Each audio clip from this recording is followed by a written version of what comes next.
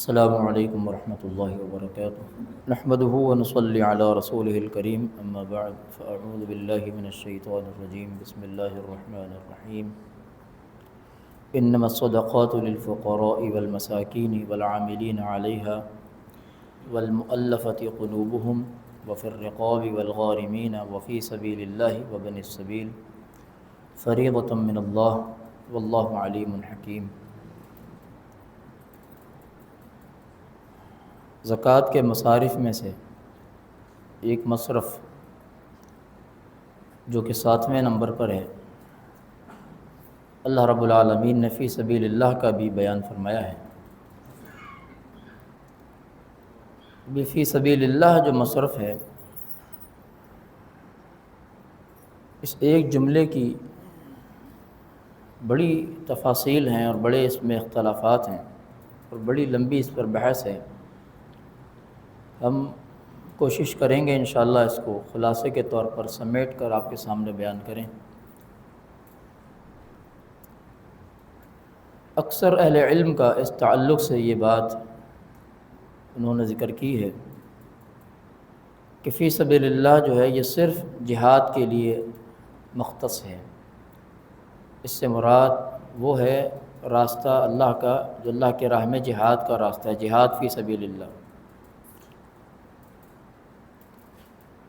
بہت سارے اہل علم، مفسرین، محدثین اس مصرف کو عام قرار دیتے ہیں کہ فی سبیل اللہ میں ہر وہ مصرف شامل ہے جس سے اعلاء کلمت اللہ کا کام کیا جائے، اللہ کے دین کی سربلندی کا کام کیا جائے۔ اس لیے کہ ہر وہ چیز جس سے شریعت کو فائدہ پہنچے، شریعت کا اعلاء ہو،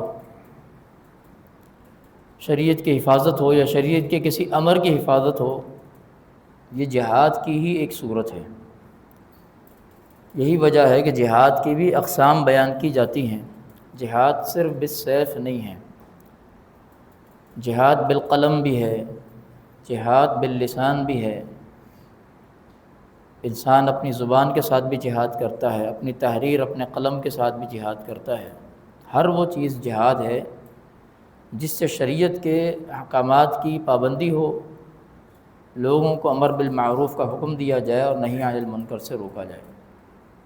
اس کا طریقہ کار کچھ بھی ہو، وہ جہاد کا راستہ ہی ہے، وہ اعلاء کلمت اللہ کا ہی راستہ ہے، اور وہ سب فی سبیل اللہ میں شامل ہے۔ اس بات میں کوئی شبہ نہیں کہ جہاد بالسیف بھی فی سبیل اللہ میں شامل ہے، بلکہ اولین ترجیح اس میں یہی شامل ہے۔ لیکن اس کے علاوہ باقی مصارف بھی اس میں شامل ہیں، اس لیے کہ اگر اس کو خاص کر دیا جائے تو بہت سارے ایسے مصارف ہیں جو اعلاء کلمت اللہ میں شامل ہیں اور جو ضرورت ہے جن کی وہ اس سے خارج ہو جائیں اور وہ سارے شعبے محروم ہو جائیں لوگوں کے تعاون سے۔ نتیجہ یہ ہو کہ وہ سارے شعبے جو خاص طور پر آج کے زمانے میں بڑی اہمیت اختیار کر چکے ہیں، ان کی حیثیت ختم ہو جائے اور وہ راستہ بند ہو جائے اور شریعت کے دفاع کا کوئی راستہ موجود نہ رہے۔ مثال کے طور پر جہاد فی سبیل اللہ کی جو صورت اللہ کے نبی علیہ الصلوۃ والسلام کے دور میں تھی، کہ آج کے دور میں وہ صورت موجود ہے؟ اللہ کے نبی علیہ الصلوۃ والسلام کے دور میں جب بھی جہاد کی ضرورت پیش آتی تو اللہ کے نبی علیہ السلام بذات خود اس کا تعین کرتے تھے۔ یہاں کچھ نکات ہیں جن کو سمجھنا بہت زیادہ ضروری ہے۔ جہاد ہمیشہ قیادت کی سرپرستی میں ہوتا ہے۔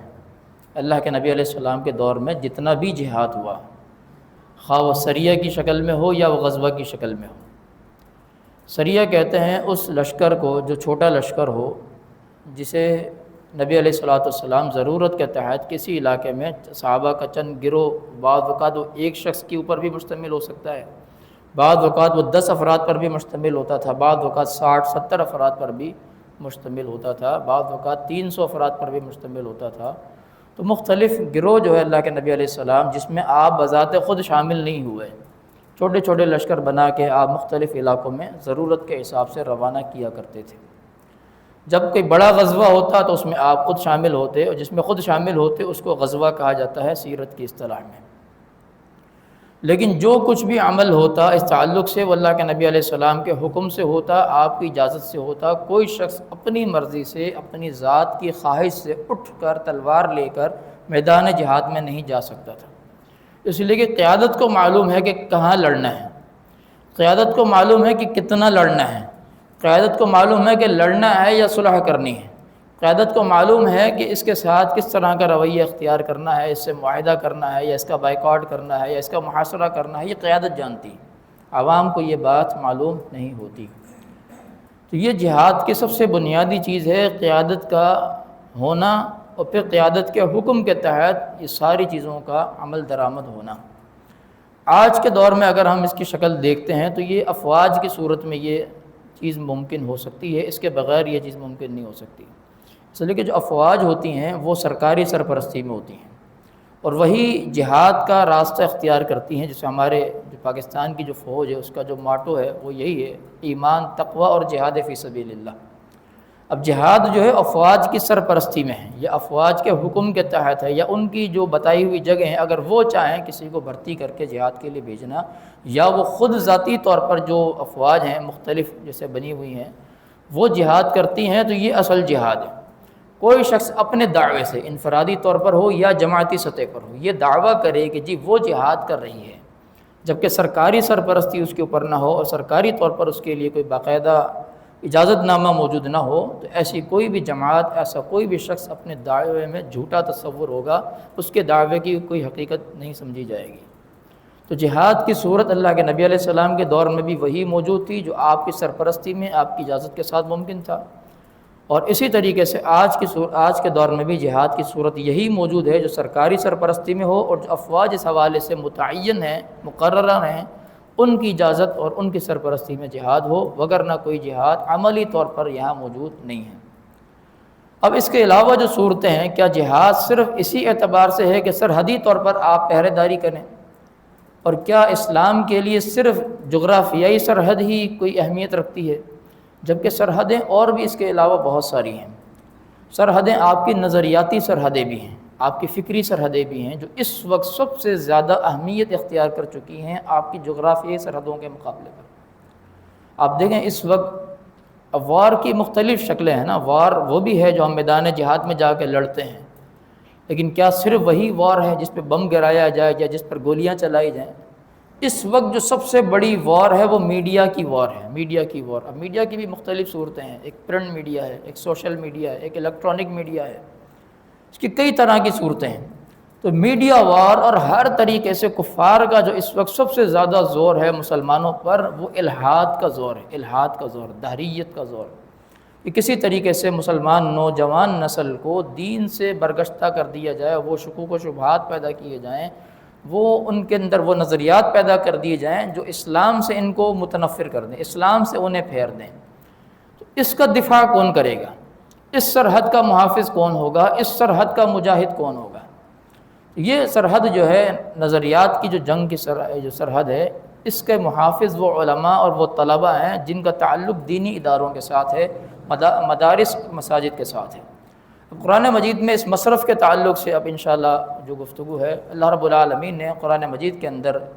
فی سبیل اللہ کا جو مصرف ہے وہ ذکر کیا ہے۔ ہم نے اس حوالے سے فقراء مساکین کے تعلق سے بھی گفتگو کی تھی۔ للفقراء الذین احصروا فی سبیل اللہ لا یستطیعون ضربا فی الارض یحسبهم الجاہل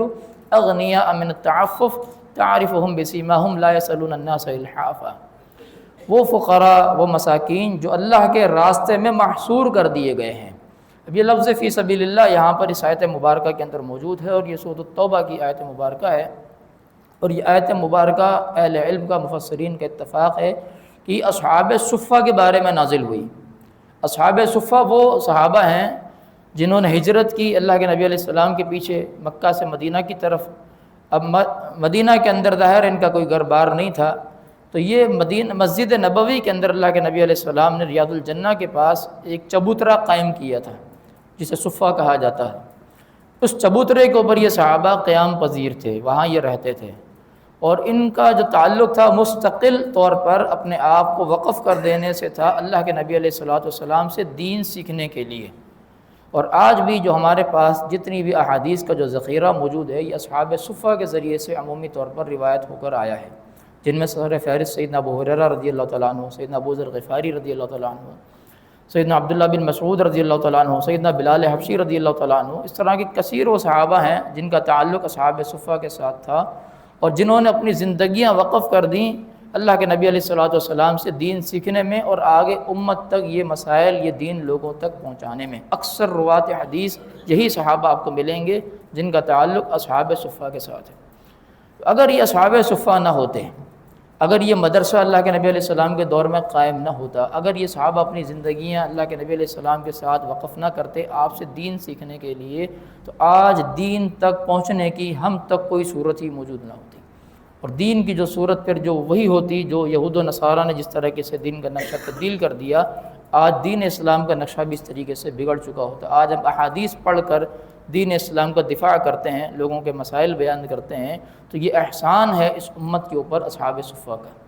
اور اس کو اللہ تعالیٰ نے فی سبیل اللہ کے مصرف میں نام لے کر باقاعدہ قرآن مجید میں شمار فرمایا ہے۔ قرآن مجید میں اللہ رب العالمین نے اسی سورۃ التوبہ کے اندر اسی آیات جہاد کے درمیان میں ایک اور آیت بھی بیان فرمائی ہے، وما كان المؤمنون لينفروا كافة فلولا نفر من كل فرقة منهم طائفة ليتفقهوا في الدين ولينذروا قومهم إذا رجعوا إليهم لعلهم يحذرون، کہ مومنوں کے لیے یہ بات لائق نہیں ہے کہ سب کے سب جو ہے اپنے گھر بار چھوڑ کر اللہ کی راہ میں نکل جائیں۔ فلولا نفر من كل فرقة منهم، ہر بڑے گروہ میں سے ایک چھوٹا گروہ ایسا ہونا چاہیے، یعنی بڑے گروہ سے مراد قبائل ہیں، علاقے ہیں، شہر ہیں، ان میں سے کچھ افراد ایسے ہونے چاہیے جو لیتفقہوا فی الدین، اپنے آپ کو تفقہ فی الدین کے لیے مختص کریں، اللہ کا دین سیکھنے کے لیے جو اپنے آپ کو مختص کریں۔ سارے کے سارے اگر جہاد فی سبیل اللہ کے لیے نکل جائیں اور پیچھے اللہ کے نبی علیہ السلام کے پاس کوئی باقی نہ رہے کہ اس پر جو اس موقع پر جو وحی نازل ہو رہی ہے، جو اللہ کے نبی علیہ السلام جو کچھ بیان کر رہے ہیں اس کو لکھنے والا کوئی موجود نہ ہو، اس کو یاد کرنے والا کوئی موجود نہ ہو، پھر جو لوگ جہاد سے پلٹ کر حتی رجعوا الیہم، واپس پلٹ کر جب اپنے شہروں کے اندر آئیں تو وہ دین ان تک پہنچائیں،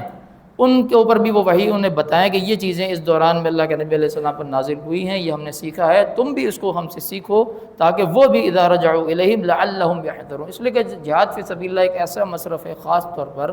جب انسان اپنے آپ کو جہاد فی سبیل اللہ کے لیے، جو کہ حقیقی ہے جیسے اللہ کے نبی علیہ السلام کے دور میں ہوتا تھا، جیسے افواج کی زندگی ہے،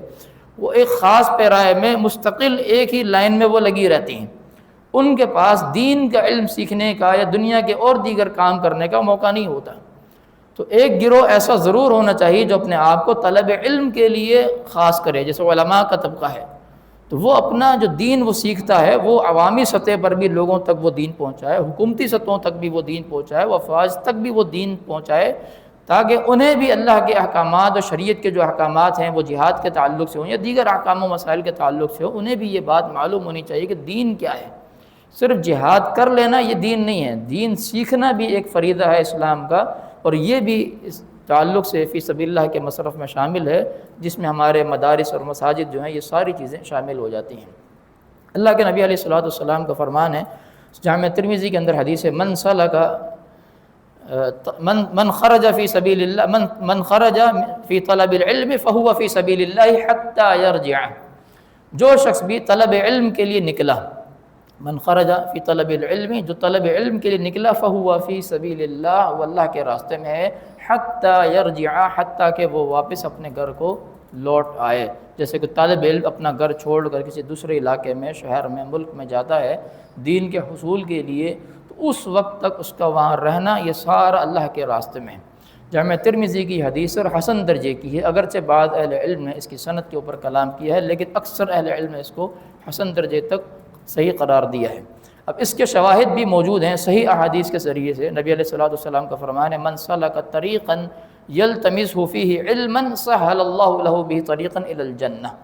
جو شخص بھی ایسے راستے کے اوپر نکلا، اب طریقا لفظ طریق بھی یہ اللہ کے ہی راستے کے اوپر، لفظ طریق کا معنی بھی راستہ ہے، اور سبیل کا معنی بھی راستہ ہے،